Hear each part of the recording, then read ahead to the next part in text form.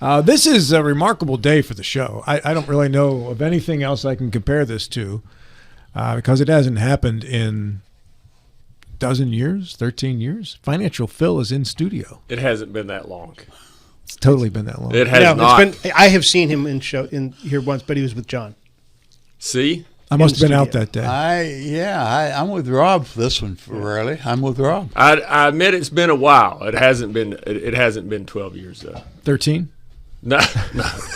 I'm going to say 4. 4? You were in studio 4 years ago? I think. Did I owe you money or something? Believe. Was it because I owed you money? Was that what no, it's possible you weren't here. I said, Rob's not here, so I'm going to go in. That's going to be it. I see you and Stubblefield got together before the show today. Via telephone, Susan Caperton, Executive Director of the Eastern West Virginia Community Foundation. Susan, good morning to you. Good morning. I'm sorry I'm not there in person for such a monumental day. I'm joining you from snowy Wisconsin. I'm here helping my mom for a few days, so I apologize I'm not there in person, but thanks for letting me join by phone. You're a good daughter. Well, thank you. It's been an interesting week. I'm happy to be with you guys. Wish I was there in person, though. Yeah, because seeing Phil here in studio you were talking unicorn. I've been given a hard time about this, that's Susan, because he's asked before for me to come into the studio, and he said, you ask one time and I show up. So it's true. Well, we appreciate it. And again, I'm so sorry I'm not there in person. Hopefully we can do it again in person soon. We are on December the 8th, which means there's 23 days left in 2025. And this is the time of the year when people start thinking about, well, if I haven't made my donation yet, this might be the time to do it. So in regards to the foundation and Phil and financial planning, this is the subject that we will tackle here in these next 22 minutes here. So Susan, why don't you get us started here with the foundation and your donors' approach to the end of the year? I would love to. Thank you so much. So as you all know, the Eastern West Virginia Community Foundation is about pooling community resources to build an endowment that supports the community not just now but forever. So, we have an endowed fund that's made up of about almost 400 now individual funds, each created with its own philanthropic purpose. We manage and grow that endowment and then give it back out into the community in grants and scholarships every year. The end of the year is a great time for giving, for wrapping up all those charitable donations, and the Community Foundation is a great way for people to support their community and support the specific nonprofits that they really believe in and they have supported over the years. We provide a way for people to donate towards unrestricted community needs that gives the foundation the flexibility to jump in and help out where needed. And we also have a number of individual endowed funds that support specific nonprofit organizations across the 5-county region. Phil, where does the financial planning aspect of this go? Well, there's of course, there's a lot of ways that you can give to charities and the Eastern Community Foundation. Where we come in is qualified charitable distributions, which isn't necessarily a new concept, but it is a concept that has been used widely since the 2017 tax cuts and Jobs Act. So what happened in 2017 was the standard deduction essentially doubled, and of course it grows year after year after year. So what you used to have as a charitable contribution really didn't help you because you didn't need to itemize. Stats tell us that about 9 to 10 people actually itemize now with the large standard deductions that we have. So therefore, in order to take advantage of charitable giving, one way to do it, and there's multiple ways, but one way, and we actually just had a luncheon with our clients and the foundation, Susan and Elaine Bobo came in and spoke for a minute as well. But one way to do that is through a qualified charitable distribution. And it's not necessarily a complicated strategy. However, it does take a few steps. And now what a qualified charitable distribution is for anyone that's age 70 and a half, imagine that an odd age, 70 and a half or older, you're able to gift money directly out of your taxable IRA. So not a Roth IRA, because Roth IRAs are tax-free anyway, but you're able to gift money out of your taxable IRA directly to the charity or to the foundation free of tax. And that's really the only way to get your money out of these types of accounts are utterly free of tax. Otherwise, they're going to be taxed as ordinary income. So after the age of 70 and a half, and I'm going to back up to that for a second, it's not in the year in which you turn 70 and a half, the way the required distributions work. required minimum distributions. It is after you turn 70 and a half. Now, I know that's an odd age, but if you turn 70 on January the 1st, July the 1st or after is when you're able to make a qualified charitable distribution. You can do that, and most people wouldn't do this much, but you can do up to $108,000 per year that you can get out of these taxable accounts free of tax and still utilize your standard deduction. So the only way to get money out, if you had an IRA that had $500,000 in it, you know that required distributions are around the corner at age 73. You know that's coming, right? So in order to get money out or reduce the amount of required distribution you can make, you could gift money directly from your IRA. It's a custodian to charity direct transfer, so we would send a check from your IRA directly to the charity. And once that happens, there's an accounting feature that you have to take note of. So your CPA would say, hey, this was not a taxable distribution. It does help satisfy your required minimum distribution. So if you had a required minimum distribution, that qualified charitable distribution, or better known as a QCD, can help accomplish that. So we do a lot of those. They're very popular. It helps you. If you're going to give to a charity anyway, that's the way to do it. So we come in contact with Susan because we have a lot of our clients that give to the foundation. So rather than just write a check out of your checking account, yes, this would be a better way to do it. It would be a much better way to do it because, number one, you're going to increase your budget. So if you give your church, for example, $500 a month, and I'm just using odd numbers, not suggesting to do that, but instead of, once you've hit that age 70 and a half and you have a taxable IRA, so a traditional IRA, to give from that, you can now say, okay, I'm going to hang on to this $500 in my checking account. And that's getting that money out of there free of tax, which otherwise there's no way to get that money out free of tax unless you're in a negative tax bracket. But if there's no way to get that out free of tax, even if you pass away with it, those who inherit that IRA is going to have to take a required minimum distribution. And in most cases, unless it's a spouse, they've only got 10 years to get that out, at which point it's going to be taxed at their level. So if you're going to give it anyway, why not give it from an account that's going to cause you taxes or taxation and directly to the charity? They're not going to pay tax on it. You don't pay tax on it. It can help lower your balance, so when you do start taking required distributions, or it can help satisfy your required distributions, it's going to come out completely and utterly tax-free. And there's a lot of ways to give, but that's one of the most efficient ways you can get money out of an IRA. I get lost in these weeds pretty quickly. So if I take the taxable distribution and then donate it, correct, don't I then get the tax deduction on that donation? Isn't it the same transaction? You can take a tax if you itemize, and that's the issue because standard deductions are so large now. You won't need to itemize. So a married couple has $30,000 to itemize, and then if you're over the age of 65, you get a bonus. So if that $1,000, $5,000, $10,000 gift that you had given, you're still probably not going to itemize. I think it was 91% of people do not itemize. And I could be wrong on that number, so don't hold me to it because I just Googled it. So if you take that distribution, that's a taxable distribution to John, right? So I'm taking that. I have to pay taxes on it. Now I'm going to give it. The issue is that you didn't need to itemize. So therefore, you got no tax benefit from giving to that charity. Whereas if you would have given it directly from the IRA to the charity or to the foundation, then it would not have been taxed, period. So it counts as a distribution, but not a taxable distribution up to the $108,000 limit per person. Mr. Stubblefield. Yeah, I recently had this experience that you're talking about. For the last several years, Bonnie and I have been using the qualified charitable distribution with the community foundation. Given to one of our charities of choice.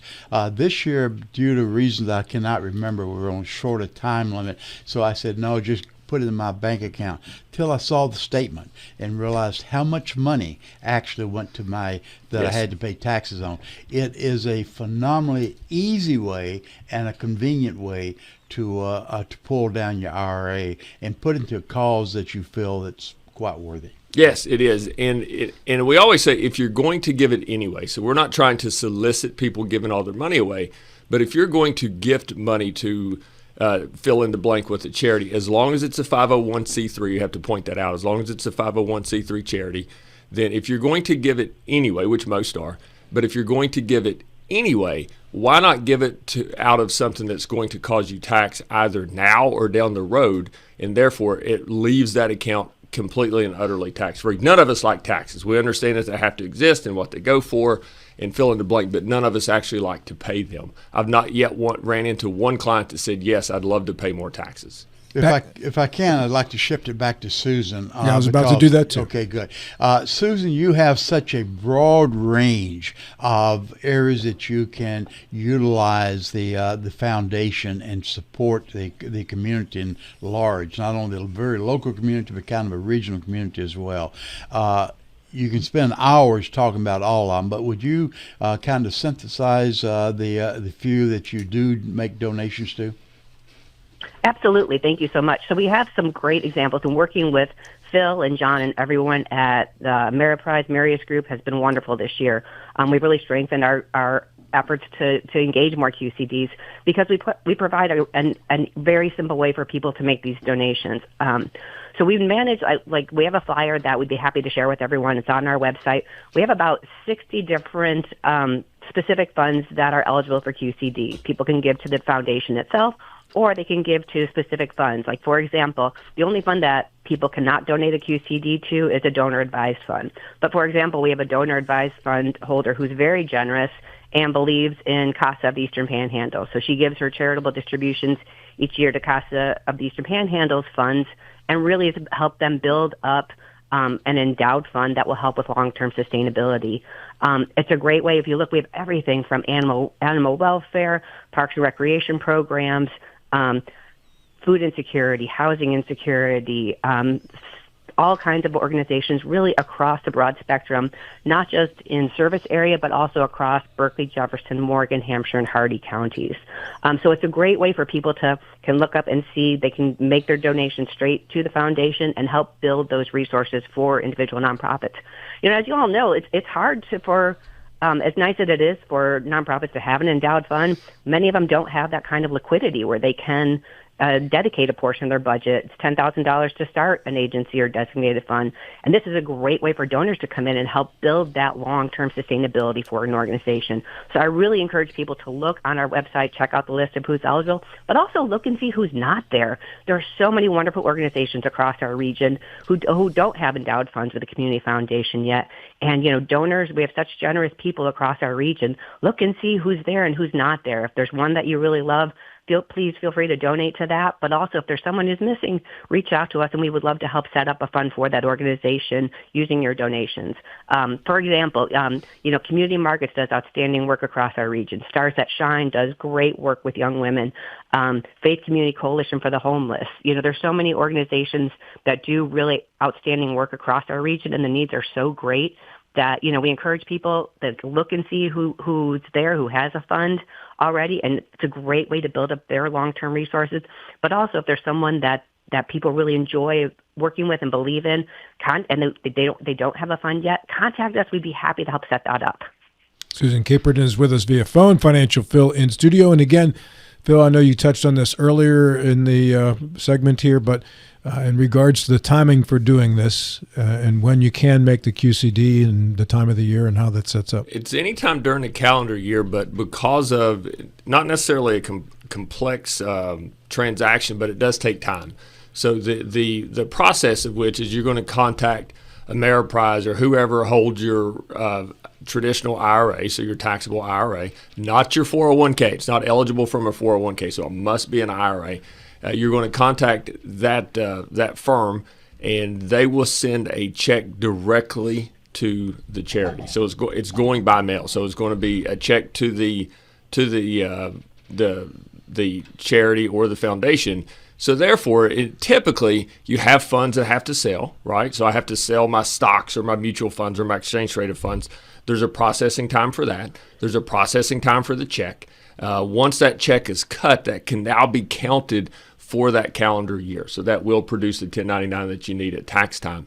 So it does take a little bit of time. We like to have a cutoff date no longer. I think Erica gave me the cutoff date. I I want to say it's December the 15th. She'll probably text me here in a second, December the 15th or the 20th. But we have to have time to process that, so it does occur within that tax year. And before we run out of time, I know the focus has been on qualified charitable distributions, but there's something that is little used. I think it should be used more often, is appreciated stock inside of a taxable account. So an after tax, if you didn't have a 401k, if you didn't have an IRA or a Roth, and you just said, hey, I just put money aside during 2008, 2009 or whatever, and just bought stocks with those. And now there's so much gain on these stocks. I've got a lot of taxes to pay if I sell those, and that's long-term capital gain.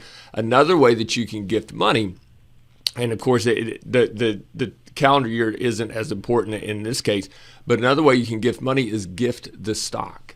So you can gift the stock directly to a charity, at which point they can sell the stock and they don't have to realize the long-term capital gain. Whereas if you would have sold the stock, you now have to pay taxes on those capital gains in order to gift it. So if I have a stock that I paid $1,000 for, now it's worth $10,000. I've got $9,000 worth of long-term capital gain that I have to account for if I sell that stock or mutual fund or exchange traded fund investment, period. However, if I give it directly to the charity or to the foundation, they can then sell that stock and it's free of taxes. So I can avoid the long-term capital gain taxes on it as well. Now we talk about the QCDs because we do those more often than we do the appreciated stock. But that's another way that if you're setting on a stock that you'd kind of like to get rid of or trim some back a little bit and it's getting a little heavy and you'd like to gift money to a charity or to the foundation, period, then that's another way that you can do it, is just gift the stock directly to them. And this effectively makes you even more generous because the charity is going to get 100% of the money, Yes. whereas you would have had to have paid the taxes before Correct. you gave the money. Correct, just like a QCD, really. But Yeah. yes, but correct. So that's another way that you could do that. And I'm going to piggyback on what Susan had said about some of the funds at the foundation. We've had clients for years giving money to local charities directly. So we're sending a check to the local charities on their behalf, and didn't know that they were on the list of the foundation. So they could have given the money directly to the foundation.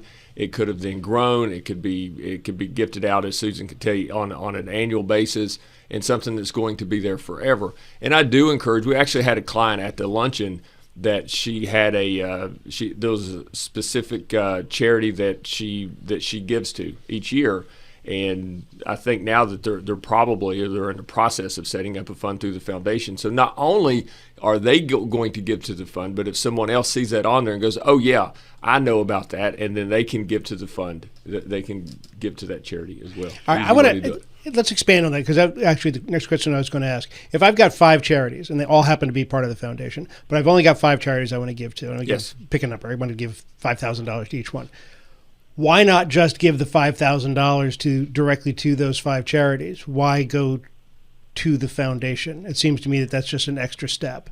Susan, I would let Susan answer that because that was a question I had as well. Yes. Yeah, that's a great question. And honestly, you can do that. It's really what the goal of your donation is. You want to go to immediate needs, quick turnaround, just get the money to the organization and let them put it to use right away. That's a great way to do it, and we encourage people to do that. If the focus of your donation, if you want to help build towards the long-term sustainability, that's where the foundation comes in. We are ourselves a 501c3 nonprofit, so we can accept all of these wonderful donations. We're primed we have mechanisms in place to quickly process the stock transfers that Phil was talking about, mutual fund transfers, all of those things. So really, it's what what their goal is with that donation. If they want to give directly to the organization, we think that's wonderful and we encourage it. If they want to help the organization build up an endowed fund and long-term resources, that's where we come in, and we are happy to help facilitate that. We typically distribute, as funds grow, as I think you all know, we typically distribute about 5% of the net assets of the fund built up over at least 20 quarters. So there are some mechanisms in place. It's really taking a longer-term vision towards those donations. Both are impactful. Both are wonderful ways to support the community. It really comes down to what the donor's goals are. But now, if I want to give $5,000 this year to Charity X, and I do it through the foundation, will they get all $5,000 this year through the foundation? No, that's a great question. So what as we talked about earlier, we're about building those long-term resources. Okay. So it would go into the endowed portion of that organization's fund.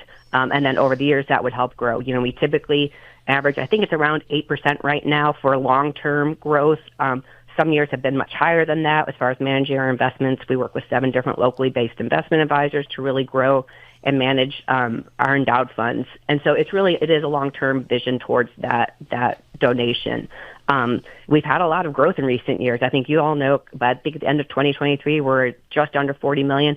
We're at 60 million now. So we've had a great run working with our investment advisors and having strong returns, and also engaging community members and engaging generous people in the community to help increase the number of funds that we manage and the assets that are in those funds.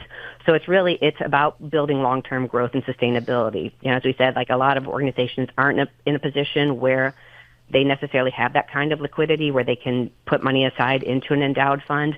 But having that resources over the long term where it builds and they get a distribution each year that they can use however they need, that's a huge resource for communities for charities looking at the long term. Susan, I know you work with Penny Porter, United Way, very closely. So any money you give to United Way is from the endowed portion of the community foundation. Is that correct? That is correct. And then what we also do with United Way is we participate in their Unity campaign by engaging our donor-advised fund holders. So we enable donor-advised fund holders to use their spendable distribution towards contributing through the Unity campaign at United Way. So we manage a few endowed funds for United Way itself, and then we also try to help gather more resources and get more money devoted to their Unity campaign by using our donor-advised fund holders and their spendable distributions and facilitating that donation. Rob, for the last 10, 15, 12 years or so ago, Bonnie and I have been working very closely with the Community Foundation on a lot of different projects. It is truthful to say, I've never met a group of folks that are more accommodating. They will sit down with you and explain all the options and then not try to push in any one direction. They're exceptionally accommodating. If they don't have something that immediately folds into your desires, they'll make it happen for you. They're a wonderful group to work with. Susan, thank you very much for your time this morning. How can folks find out more about the Eastern West Virginia Community Foundation? They can visit us online at ewvcf.org, like Eastern West Virginia Community Foundation, or give us a call. It's 304-264-0353. Thank you so much for letting me join by phone. I hope to be with you guys in person next time. This has been lovely. Thank you so much for the opportunity. Thank you, Susan. All the best to your mom.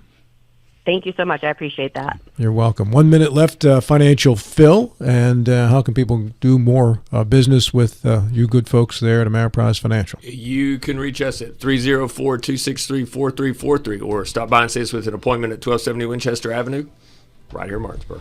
Steelers-Ravens, Phil. Buddy. Made my weekend. You had a prediction on Monday Night Football, Steelers-Dolphins. I'm going to go Pittsburgh Steelers win that game 24-22. It's going to be ugly, but they'll pull it out. What happened to last year's prediction of 16? Well, everything had 16 The defense is let up a little bit, so the offense has to score more to win. You can check out Financial Phil each weekday morning at 6:38 for 2 minutes on that day's markets, and replayed at 7:38. Thank you, Phil. Good to see you in studio. Yes, sir. Thanks for having me. Let's do this again. Yes, let's do it.